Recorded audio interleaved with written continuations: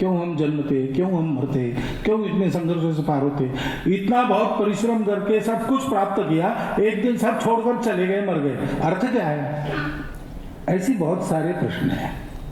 इन सब से परे हो जाते हैं तो उनका उत्तर मिलता है, मन शांत हो जाता है, तृष्णा समाप्त हो जाती है और ये आवागमन का चक्कर बंद हो जाता है। ऐसा कहते हैं, मुक्ति मिल जाती है। लेकिन इस मुक्ति का ये जो मरने के बाद का स्वरूप, अगर मरने के बाद कुछ है तो ये तो हमारे काम का नहीं है, हम जिंदे लोग हैं और जिंदा लोगों की शिक्षा की बात कर रहे हैं। तो जीवन का व्यक्ति में इस मुक्ति का अनुभव क्या है? तो मुक्त तो वही होता है जो स्वतंत्र होता है, जो अपने मन से व्यवहार नहीं कर सकता, अपने मन की नहीं कर सकता, वो मुक्त नहीं है। वो कहीं ना कहीं बंध रहा है, उस पर बंधन है, मर्यादा है, वो मर्यादित हो गया, वो बंध गया, वो मुक्त नहीं है। लेकिन जीवन में बंधना तो पड़ता ही है।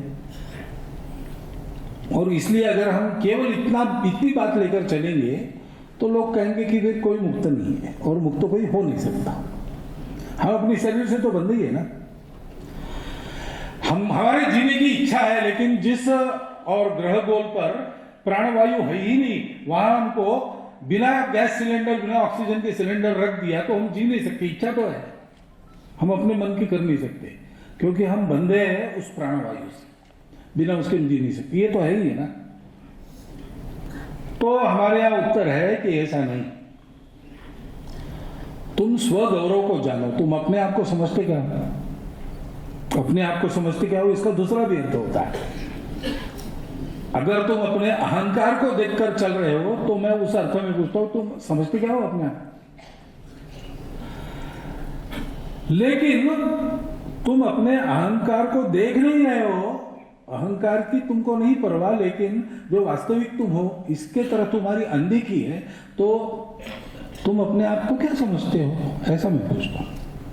तुम वो हो, अभी तो तुम रो रहे हो, अपनी ही निर्मित माया भंवर में फंसे भूल कर आप से आप ही है। क्यों रो रहे?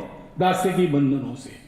अरे वीर उठ, दास तू तो नहीं, सम्मान्य सम्राट सारे जगत का, कनक गर्भ तत्वम, अरे तू वही है, सोहम अभयपूर्ण हुंकार कर दे, फिर देख तेरे बगैर कुछ नहीं।